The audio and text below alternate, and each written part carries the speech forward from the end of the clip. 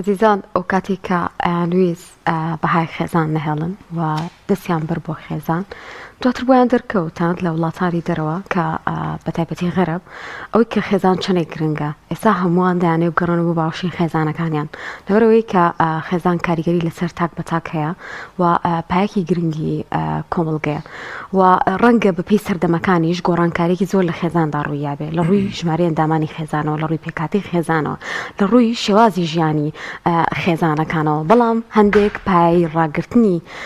خێزان و بەختەوەری خێزان هەیە شتێکی نەگۆڕە و پێویستە خێزانەکان خۆیان بگونجن و کاری لەسەر بکەن بۆ ئەوی کە تەبایی و خۆشەویستی لەناو ئەم خێزانەیە باڵ بکێشێەوە خێزانێکی بەختەوەر پێک بێنین جا بەختەوەری خۆی پێناسی جیاوازی هەیە زۆر جار پێمان وایە گەر خێزانێک بەختەوەر بێت دوورە لە هەموو کێشە و ناکۆکیەک بەڵام ئایا بزانین ئەمە وایە یان ئەوە تا ئەو هۆکارانە چین کەوا دەکا ئەگەر خێزانێکیش گرفتیان هەبێ یان ئەوە تا کێشان هەبێ بەرەو بەختێوەری هەنگاو بنن ئێمە باسیێن بابەتە دەکەین بە میوادارەی بەڕێز خاتوو نێرمی مستەفا ڕێنمایی کاری خێزانی کە لە ستۆدیۆ لەگەڵماندایە خاتوو نێرمی بەخێر بێ سپاس بۆ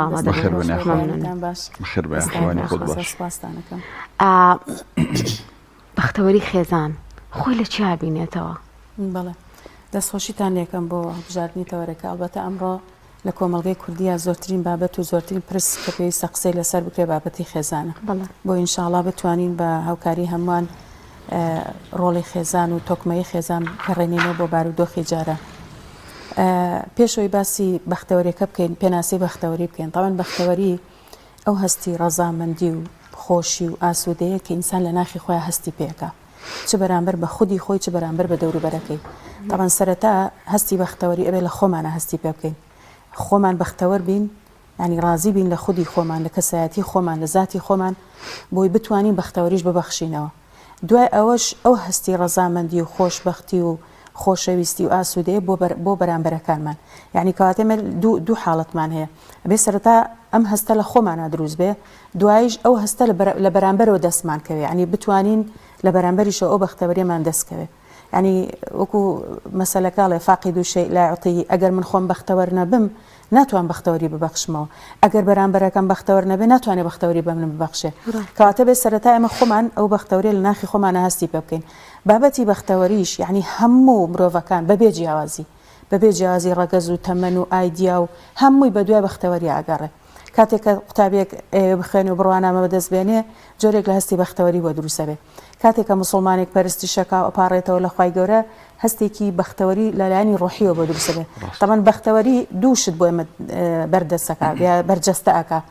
ئیشباعی نەفسی لەگەڵ ئیشباعی مادی یا ئیشباعی جەستەیی تۆ ئەگەر بەختەوەر بی لەلایانی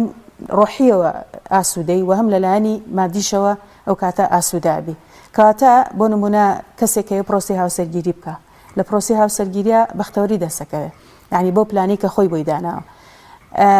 ئالبەتە ئەو کەسا بێ خۆی کەسێکی بەختەوەر بێ لە خۆی ڕازی بێ ڕەزامەند بێ بە بارودۆخ و ژیان و گوزەرانی خۆی اینجا بتوانێت کەسێکی تریش بەختەوەرکە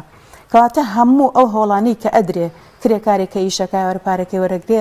هەست بە بەختەوەریەکە هەموومان بە دوای بەختەوەریە وێڵین بەڵام ئەلبەتە هەر کەسە و بە ڕێژەیەکی جیاواز ئەم بەختەوەری دەستەکەوێت چونکە ئەگەڕێتەوە بۆ تیاڕوانینی خۆی بۆ بابەتی بەختەوەری چۆن بتوانێت خۆی بەختەوەر بێ لە ناخی خۆی ینی کەسێک ئەگەر یعنی کەسێکی ناومێد و ڕەشبین و بێ هیوا و ئەمە بێ خەمۆک بێ ناتوانێت نەخۆی بەختەوەرکە نە خەڵکیش بەختەوەرکە کەواتە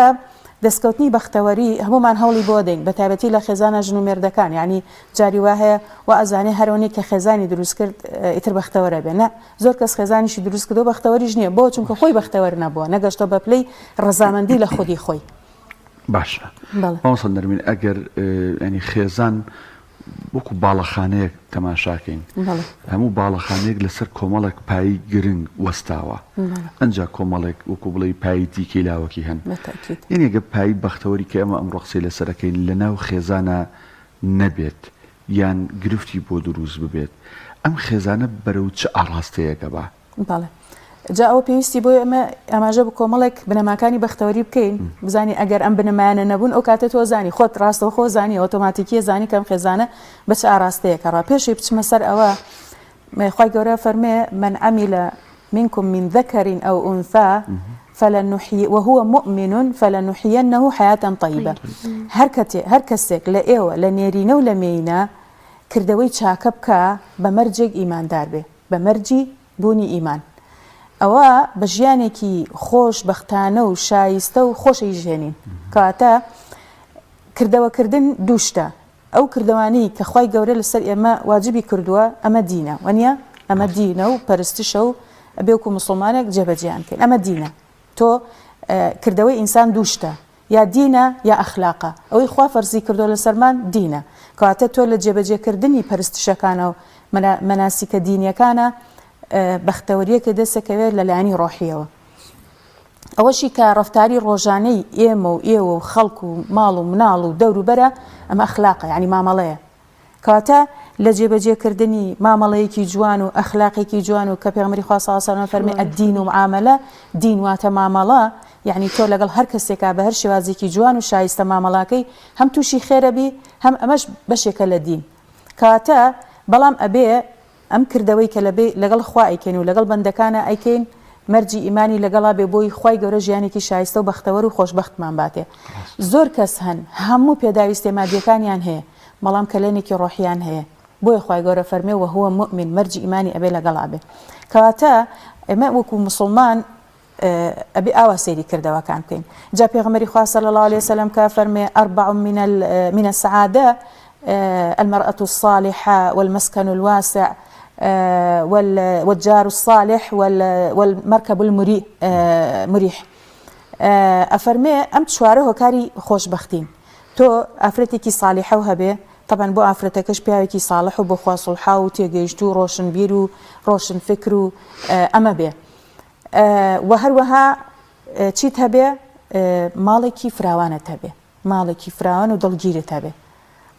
لەگەڵ چی؟ دراوسێکی باش کە بتوانی مامەڵەی لەگەڵا بکەی لی دڵنیابی. و لەگەڵ چییە؟ لەگەڵ سواریەک کە هەم سەریع بێ هەم مریح بێ، هەم سەریع بێ هەم مریح بێ. تۆ ئەم چوارە هۆکاری بەختەوەرین. دوانەکە یەکەمیان کە ئافرەتێکی ساڵیحەیە و یا پیاوێکی ساڵح و باشە لەگەڵ ماڵێکی فراوان، ئەمە ئیشباعی لایەنی نەفسی تۆ ئەکا. دوو هەمەکەشیان کە دراوسەیەکی باشە و سیارەیەکی باشە و ئەمانە ئیشباعی لایەنی ڕۆحی جەستەیی تۆ ئەکا کە لایەنی مادیەکەیە. کاتەمە پێویستمان بەمانە هەیە. اینجا بەڕاستی بۆ خێزانیش، یعنی خێزان تەشبیهیکەن بە تابلۆیەکی هونەری. ئەم تابلۆ هونەریە پێویستی بە دوو هونەرمەندی لێ هاتووە کە دەست و پەنجەی لەگەڵا نەرمکەن. چۆن ئەم خێزانە دەستکەن بە دروستکردنی، چ ڕەنگێکی تیا بەکارهێنن، چۆن تەنسیقی ڕەنگەکانەکەن، چۆن وای لێ ئەەکەن کە تۆ بە ئاسانی لی تێ بگەی، غامز نەبێ. سە بۆ نمونە هونەرمەندی وایە تابلێک ئەکێشێ وەکۆڵێ معنە الشعر في قلب الشاعر، هەندێک شعری هەر لێ تێناگەی، هەندێک تابلۆشیان لێ تێناگەی، کابرا هەر خاوەنەکەی لێ تێگا. بەڵام هەندێک تابلۆ هەیە ئەوەنە جەزابە، ئەوەنە ڕوونە، پێویستی بە ڕوونکردنەوە نییە، پێویستی بە تەوزیحدان نییە، جوان لێ تێگەی. ئەمە نمونەی ئەو خێزانەیە کە ئەم ژن و مێردە دەست و پەنجیان لەگەڵا نەرم کردووە، زانیمانە چه ئەخلاقێکی تیا بەرجەستە بکەن، چۆن ڕێز و حورمەتی تایە، چۆن پرس و ڕای تەیە، چۆن ڕاوێژی تایە. تابلۆیەکی زۆر جوانیان بە دەست و پەنجەی خۆیان نەخشانوە کە ئەم تابلۆیە هەم خۆیان بە دروستکردنەکەی ئاسوودەن و خەڵکیش بە بینینی ئاسوودەیە. یعنی ئەو خێزانانەی کە بەختەوەرن هەستیان پێەکەی. هەستکردنەکە چۆنە؟ کێشەیان قەت بۆ دەوروبەر نییە. بەختەوەری لە ناخیانە ئەخوێنیتەوە. خۆ بەختەوەری تۆ گەر بیهێنی کێشانەی بکەی شتێکی معنەویە، یعنی ناتوانانی کێشانێکی. بەڵام ڕنگدانەوەی لە ڕوخسار و لە هەڵسوکەوت و لە مامەڵەی ئینسانەکانە دەرەکەوێت، تەنانەت لە ڕەنگی پێستیشیانە. کاتێک کە ئینسانێک بەختەوەرە، پێسی کراوەیە، پێسی پرشنگدارە، پێسی ڕەونەقێکی هەیە.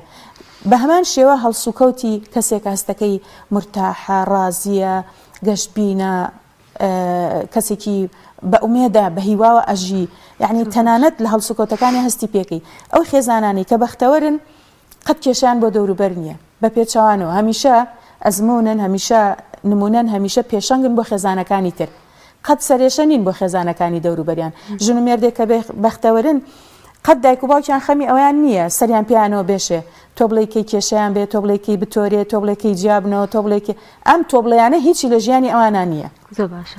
مامسا نەربین ئەمە هەمیشە زانین ینی پایە بناغی بۆن ئەو خانوێ ئەو شتێک کە تۆ دروستیەکەی ئەم بناغەیە چۆن دروستە بێ لە خێزانە و چۆن پارێزگاری لێ بکرێت کە دانەڕمێ. بەڵێ ئەمە پەیوەندی بە بنەماکانی بەختەوەری هەیە. بنەماکانی بەختەوەری یەکەم خاڵ طبعا زۆرن خاڵەکان بەڵام من یەکەمیان ئەوە دائانێم تێگەیشتنی ڕەگەزی نێرومێ لە یەکتری شارەزابوون لە سروشتی یەکتری ئەمە زۆر گرنگە. من سروشتی خۆم بناسم سروشتی بەرامبەرەکەشم بناسم بۆ ئیکەمترین کێشەم بۆ دروست بێ چونکە شارەزابوون لە سروشتی یەکتری خی گەورە ڕەگەزی نێرینەی بە جۆرێک خەلق کردووە لەگەڵ مەهام و ئەرکەکانی کە پێی داوە بۆ شێوازە خەڵقی کردووە سروشتەکەی ڕەگەزی مێینەشی بەو شێوازە خەڵق کردووە کە لەگەڵ سروشت و ئەرکانی کە پێی داوە گونجاو بێت کەواتە جیاوازیەکی زۆر کە باسی 2400 جیاوازی لە نێوان ئەم دوو ڕەگەزا ئەکەن ئیتر جیاوازیەکان لە ڕووی جستەیەوە لە ڕووی ژیریەوە لە ڕووی دەرونیەوە لە ڕووی کۆمەڵایەتیەوە لە ڕووی خۆشەویستیەوە لە ڕووی چارەسەرکردنی کێشەوە لە ڕووی چۆنێتی داواکردنی داواکاریەکانیانەوە لە شێوازی پەروەردەکردنی مناڵە ینی زۆرن جیاوازیەکان ئەگەر ژن و مێرد هەر لە سەرەتاوە ئەم بنەمایە لە بینی خۆیانە پەیڕەوکەن سروشتی یەکتر بناسن سەرەتا پێویستە من سروشتی خۆم بناسم بزانم چۆن ئەبێت مامەڵە بکەم چیم پێویستە چۆن ببەخشم چۆن وەرگرم سروشتی خۆم بناسم دوایە سروشتی بەرامبەرەکەم بناسم بزانم ئەو لە کاتی کێشەیە چۆن کێشە چارەسەرەکە شێوازی نواندنی خۆشەویستی لای ئەو بە جۆرێکە لە لای من بە جۆرێکی ترە ئەم جیاوازیانەش هەرخۆی لە خودی خۆیان بۆ یەکتر کامەڵکردنە بۆ یەکتر تەواوکردنە بۆ یەکتر قبولکردنە بۆ ئەو نییە ئێمە بکەینە دوو بەرەوە ئەو بڵێ ئەفزەلیەت بۆ منە من بڵێم ئەفزەلیەت بۆ منە من بڵێم وڵا ئەو بڵێ من باشترم من ئەرکی قیوامەم دراوەتێ من تەلاقم بەدەسە من نازانم ئیداری ماڵم بەدەسە کاتە من باشترم نە خۆی لە خۆیان هەر قیوامە ئەرکێکی زیادەی دراوە بە پیاو تەکلیف و تەشریف نییە تەکریم و تەشریف نییە تەکلیفێکە دراوە بەسەریە بۆ احتیوای خێزانەکە بکە بۆ ئەوەی ئیداری ئەم خێزانە بە شێوازێکی سەرکەوتو بکە کاتە یەکەم خاڵ بۆ وەکو بنەماکانی بەختەوەری شارەزابوونە لەم دوو سروشتە بۆ نمونە دایک بە شێوازی پەروەردەی مناڵەکە پڕێتی لە سۆز و عاتیفە باوک بە شێوازێکی جدی و تۆزە ڕەقتر پەروەردەی مناڵەکە ئەگەر هەردووکیان ڕق بن مناڵێکی ناتەنج دروست دەرەچێت ئەگەر هەردووکیان زۆر نەرم بن و زۆر نازی بنێ زۆر سۆز و عاتیفەی بنێ هەر مناڵێکی ناتەن دروست دەرەچێت کاتە پێویستمان بەم جدیەتی باوکەیە لەگەڵ ئەم نەرمینیانی دایک بۆی مناڵێکی تەندروست پەروەردە بێ لەو بینە ئەم جیاوازیانە زۆرن پێویستە ژنومەرد بگەڕێ بە دوایە بیزانێ شارەزای بێ بۆی کەمترین کێشە کەمترین بەریەکەوتن کەمترین گلەیی لە بینیانە دروست ببێ ئەمە یەکێک لە بنەماکان بنەمایەکی تر بابەتی خۆشەویستی بابەتی خۆشەویستی ئەمە نیە تۆ هەر بەدەم باسی کەیت وەکو چۆنڵی ڕیکلامێ باسی ئەم خۆشەویستی ئەبێ بوونی هەبێ لە بینی ژن و مێردا ئەبێ بەرجەستەیکەن ئەبێ خی گەورە فەرمێ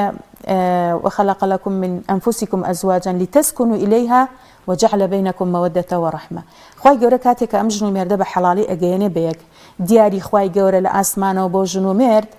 چییە مەوەدە و ڕەحمەیە کەیان ناتێ ئەمەش کەی دروسە بێ دوای پرۆسی گواستنەوە دروسە بێ خی گەورە لە ناخیانە سۆز و بەزەیەک ئەچەسپێنێ لە دڵیانە بەرامبەر بە یەکتری اینجا هەر خۆشی خی گەورە کە لە نەفسی ئینسان تاکێکی بۆ دروست کردووە بۆی هەست بە سەکەن بکە هەم سەکەنی دەرونی و هەم سەکەنی جەستەیی یعنی ئەم ئافرەتە بێ لە ڕووی دەرونیەوە لای ئەم پیاوە پارێزراو بێ هەست بە ئارامی بکە هەست بە ئاسوودەی بکە قەت هەستی ترس و دڵە ڕاوکێ و شڵەژانی لا دروست نەبێ قەت هەستی ئەوەی نەبێ کە توندوتیژی بەرامبەرەکرێت چ توندوتیژی جەستەیی بێ و چ توندوتیژی معنەوی بێ مەسەلەن سوکاتی پێکردن و قسە پێوتن و بێڕێزی پێکردن و ئەو شتانە کەواتە خۆشەویستیەکە گرنگە و ئافرین بۆ ئەو ژن و مێردەی کە خی گەورە ئەم دیاریان پێئەدا دەستی پێواگرن وەکو نەمامێک پەروەردەی ئەکەن نایڵن تۆزی لێ بنیشێ نایڵن گەڵاکانی زەر بێ نایڵن وشک بێ نایڵن با بڵێن چۆنەڵی خەسار ببێ وەکو نەمامێک ئەمانە بەردەوام تەغزی ئەەکەن پەروەردەی ئەەکەن خۆراکی ئەدەنێ بۆ ئەوەی بە گەرمی و بە تەڕ و تازەی لە نێوانیان بمێنێتەوە حەزەتی عایشە پێغەمبەری خوا صلی الله علیه و سلم لەناو ئەسحابە دانیشتۆ پرسیاری لێکەن ئەی پێغەمبەری خوا کێت لە هەمان خۆشترە ئەفەرمێ عایشە یعنی پێغەمبەری خوا سەرکردە بووە باوک بووە هاوسەر بووە مخەتیتی بەرنامە بووە پێغەمبەر بووە پێشەوای مرۆڤایەتی بووە هەموو شتەکان بووە لەگەڵ ئەوەشە پێی لەنگ نەبووە پێی ئەیب نەبووە لە ناو جەماوەرێکا بڵێ من ئەوم لە هەمان خۆشترەوێ ئەبێ ژنومێرد ئەو جورئەتەیان هەبێ ئەو خۆشەویستی کە هەیە نمایشیکەن خەڵک هەستی پێ بکە کاردانەوەی هەبێ لە ڕەفتاریانە لە گفتاریانە لە مامەڵەیانە بۆ ئەوەی ئەمە کاریگەریەکی ئەرێنی لەسەر پەروەردەی مناڵ و ژینگەیەکی ئارام و سەلامەت بۆ مناڵەکە دەستەبەر بکە چونکە ئەگەر دایک و باوکێکیان خۆش بێ هەر خۆی بۆ خۆی ئەم مناڵەش لەسەر بنەمای خۆشەویستی پەروەردە بێ خۆشەویستی ژێکێکە لەوانێتە بۆ نمونە ڕێز و پێزانی ڕێز و پێزانی یەکێکی ترە لە بنەماکان کە ئەبێ ژن و مێرد بەرامبەر بە هەوڵەکانی یەکتری بەرامبەر بە کارەکانی یەکتری ڕێزیان هەبێ پێزانی نیشان هەبێ بە ڕێزەوە یەکتر قبولکەن بە پێزانینەوە شتەکانی یەکتر وەرگرن ئەم پێزانینە لە ژیانی پێغەمبەری خۆیان صلی الله علیه و سلم زۆر کاردانەوەی هەبووە بۆ نمونە پێغەمبەری خوا صلی الله علیه و سلم دوای وفاتی خات و خەدیجە زۆر بە وەفا پێزان بۆ ماندووبوونەکانی کە لەگەڵ یا کێشاوە هەموو جارێک کە بڵێن قوربانیەکیان بکردا ئەو بەشی هاوڕەکانی خەدیجە بەرن کاتێک کە ئەچێتەوە فەتحی مەککە جێیشێکی 10,000 کەسی لەگەڵایە لە کۆڵانێکە ئافرەتێکی بەتەمەن ئەبینێ پێغەمبەری خوا صلی الله علیه و سلم ئاوە سەری ئەباتە لایەوە قسەی لەگەڵاکە جێیشێک بە دواوەیەتی ئەبێ بە پرسیارم ئافرەتە کێوە پێغەمبەری خوا صلی الله علیه و سلم وە هەواڵ پرسین و بە گەرمی و گرنگی پێدا ئەوانە تمەز ئەمە یەکێکە لە هاوڕەکانی خات و خەدیجە پێغەمبەری خوا صلی الله علیه و سلم کە فەتحی مەککە پێی ئەڵێن ئەی پێغەمبەری خوا ئەچیتەوە بۆ ماڵەکەی خۆت یان شوێنێکە بۆ دابینکەین هەموو ئەوانی تریش ماڵەکانیان لە خزمەتیا بێ ئەڵێ لای قەبرەکەی خەدیجە خێمەیەکم بۆ هەڵان ئەمە ئەو پەڕی پێزانینە وەک ئەوەی بڵێ چێتە لای گۆڕەکەی خات و خەدیجە وەک بڵێ خەدیجە ئەمە هەموو ئەو هەوڵ و ماندووبوونەکانی توێ ئەمە ئێستا بەرهەمەکەی ئێستایە کە ئەیبینین ئەمە پێزانینە بەڕاستی لەبەرەوە ئەمە لە ژیانی پێغەمبەری خوا صلی الله علیه و سلم زۆر ڕەنگدانەی هەبووە بابەتی تەغافل و تەغافر یعنی ئەها هەندێک جار تۆ خۆت هەڵاکەی لە کێشەیە کە ڕوویاوە لە ماڵەکە هیچ ماڵێک بێکێشە نییە بوونی کێشەش حاڵەتێکی ئاساییە بەڵام لە ماڵێکەوە بۆ ماڵێکی تر ئەگۆڕێ کێشەکان ڕێژەین هەندێک کێشە هەیە ئاساییە هەندێک کێشە هەیە گەورەیە هەندێک کێشە هەیە عابرێ یعنی یەک جار ڕوئەدا دوو جار ڕوئەدا لە هەموو تەمەنە هەندێک کێشە هەیە هەمیشەییە ئەم کێشانەی کە بڵێن ئابرن لە ساڵێکە لە تەمەنە دوو جار سێ جار ڕوئەدا تۆ فۆکەس ناخەیتە سەری بۆ ئەوی زۆر گەورەیەکەی زۆر بیهێنی بیبەی بۆ نمونە ئەم پیاوە قەت قسەی بە خێزانی نەوتووە بەڵام لەژێر زەختێکی دەرونیە مەسەلەن قەیرانی داراییە قەرزاریە کێشەیەکە نەخۆشیەکە جارێک قسەی لە دەمی دەرەچێ ئەم جارێکە قسەی لە دەمی دەرچووە زۆر پەشیمانە و قەتیش دووبارەی ناکاتۆم پێوترێ کێشەیەکی ئابر تاو با بڕوە لێی خۆش بوو با بڕوە بەڵام کێشە دائیمیەکانێ بێتۆ تەرکیزی لەسەر بێ بۆی چارەسەریانکەی یعنی هەندێک جار لە ماڵە پێویستەکە ژن و مێرد هەندێک جار کوێر بن شتەکان نەبینن بۆی گەورەی نەکەن هەندێک جار پێویستەکە کەڕ بن گوێی لێ بووە بەڵام وا خۆی دەرەخە کە گوێی لێ نەبووە خۆی هەڵاکە هەندێک جار بێ لاڵ بێ شتەکە پێویستەکە جواباتەوە بەس خۆیەک دە جواب ناتەوە بۆ ئەوەی کێشەکە گەورەتر نەبێت ئەمە پێوترێکی پێوتر تەغافل یعنی تۆ خۆت هەڵە ئەەکەی لە کێشەیەک کە بینیوتە بیستوتە هەستی پێەکەی بەڵام خۆتی لێ هەڵە ئەەکەی بۆ ئەوی ئەم شتە گەورە نەبێتەوە پێویستە لە ژیانی ژن و مێردایەتە تەغافورمان هەیە یعنی لێبوردەییمان هەیە سنفراوانیمان هەیە وەکوتم یعنی تەنانەت ماڵەکانی پێغەمبەری خوا صلی الله علیه و سلم کێشە تیان ڕوویاوە بۆ چونکە ئێمە بەشەرین بۆچی کێشە هەبوو ئەکرا پێغەمبەری خوا صلی الله علیه و سلم ماڵەکانی هیچ کێشەیەکی تیان نەبووە بەڵام بۆچی هەبووە بۆ ئەوی کە ئێمە ئەڵێن وەلەکم فی ڕەسوول الله ئوسوة حەسەنە ئێمە ئەڵێن ئەبێ ئیتیباعی پێغەمبەری خوا بکەین صلی الله علیه و سلم چاو لە ئەو بکەین کەواتە بێت تەسەوری ئەوە بکەین کە لە ماڵی ئەوە وەکو ئینسانێک کێشە ڕوویداوە زۆر تەبیعیە لە ماڵی ئێمەشا کێشە ڕووبە ڕوش ئەدا زۆر ئاساییە بەڵام تۆ ئەبێ سنگە فراوان بێ لێبوردەبی نابێ شتەکانەها گەورەیان کەی کەڵەکەیان کەی بیان هێنی بیان بێ کۆنەکان گەرم کەیتەوە جارێکی تر تێگەی لەبەرەوە ئەبێ ئەمەش هەر پەیوەندی بە سروشتی ژن و مێردەوە هەیە مەسەلەن ژن جاری وایە کە کێشەی ڕوا کۆنەکانیش بۆ گەرمەکاتەوە ئەگەر پیاولەوە تێبگا نایکا بە کێشە لەسەری ئەزانێ سروشتی هەموو ئافرەتێ وایە زۆر باش مامۆستا دەمە یەک دوو خولەکێکمان ماوە تۆ باسی ئەو بنەمایانەت کرد کە بۆ با بڵین بەختەوەری خێزانە ئێمە گەر ئەمانە پێچوانەکەینەوە یان با بڵین گەورەترین گرفت چییە کە ڕوبەڕووی خێزانە بێتەوە بەختەوەریەکەی لە دەست بە؟ بەڵێ طبعاً بۆ ئەم سەردەما گەورەترین گرفت ئەوەیەکەوە ئێستا خێزانی ئەمڕۆ قەناعەتیان کەم بۆتەوە باشە بابەتی لاساییکردنەوە بابەتی بەراوردکردن منافەسە بابەتی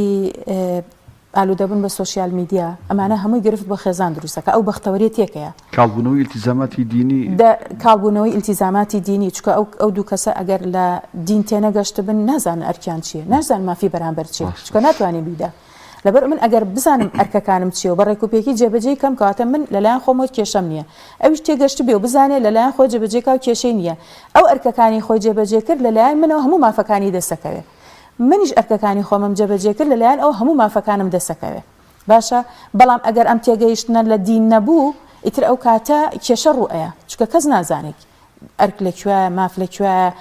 ئەو شتانە لەکوێ خاڵێکی تر بابەتی دەستێوەردانی دەرەکی لایانی سێهەم ئەمە ژێکێکە لەو شتانەی کە بەختەوەری خێزان تێکە ژن و مێرد لە سەرەتای بێگەیشتنیان ئەبێ ڕێکەون لەسەر ئەوەی کە ڕاستە هەردوولا بنەماڵیان هەیە هەردوولا خێزانیان هەیە ئەبێ بێگومانیش بن لەوەی هەموو دەستێوەردانی خێزانی هەردوولا بە تێڕوانینی ئەوانی کە دەستێوەرئەدەن دڵسۆزیە بەڵام لەوانێ بۆ ئەمان لە بەرژەوەندی ئەمانانە بێ بەرەنجامەکەی وا دەرنەچ لەوانێ لە بەرژەوەندی ئەمانانە بێ کەواتە تو هەر کەسێک دەستێوەردانەکە هاوڕێیە بنەماڵی هەردوولا دراوسێ هەر کەس هەیە کە دەستێوەردانەکە بەڕێزەوە بە حرمەتەوە گوێی لێ بگرە بەڵام وەرە دیراسەیکە لە بەرژەوەندی بوو باشە قەچێکە ئەمە پێویستمان بە ئامۆژگاری و ڕێنمایی هەیە ئەگەر نەش بوو زۆر ئاساییە تێپەڕێنە بەبێ ئەوەی کێشە دروستکەی لەسەر بەڵام ئێمەشمان زۆر مابوو بابەتەکە زۆر ئەکێشێ و انشاءالله بۆ دەرفەتێکی بەڕێز مامۆستا نەرمین موستەفا ڕێنماییکاری خێزانی سپاس بۆی لەم تۆڕەیە لەگەڵمان و هیوای خێزانەکان هەمیشە بەختەوەر بن انشاءالله